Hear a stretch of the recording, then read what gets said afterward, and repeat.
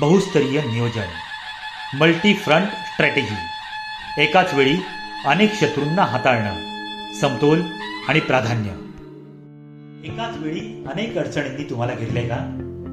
छत्रपती शिवाजी महाराजांसमोर एका बाजूला मुघल होते, दुसऱ्या बाजूला आदिलशाही, सिद्धी आणि पोर्तुगीज. या सर्वांना महाराजांनी कसं हाताळलं? यालाच म्हणतात मल्टी फ्रंट स्ट्रॅटेजी किंवा स्ट्रॅटेजिक बॅलन्सिंग.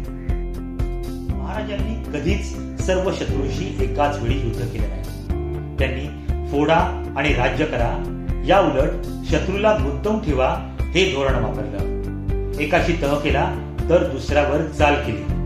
कुतुबशहाशी मैत्री करून दक्षिण दिग्विजयाचा मार्ग मोकळा केला.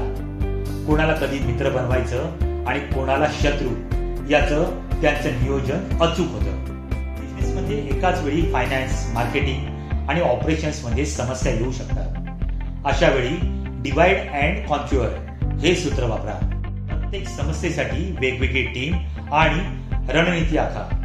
सर्वात मोठ्या धोक्याला आधी शांत करा आणि उरलेल्या गोष्टी टप्प्याटप्प्याने सोडवा. मॅनेजमेंट लेसन: मल्टीटास्किंग म्हणजे गोंधळ नव्हे तर स्मार्ट विभागणी आहे. एकाच वेळी अनेक आघाड्यांवर लढताना तुमचं फोकस केंद्र एकाच मुख्य ध्येयावर असावं. तुमच्या बिझनेसमध्ये एकाच वेळी येणाऱ्या समस्या कशा हाताळता? कमेंटमध्ये नक्की सांगा, जेणेकरून तुमचं उदाहरण इतरांसाठी आदर्श ठरू शकतं.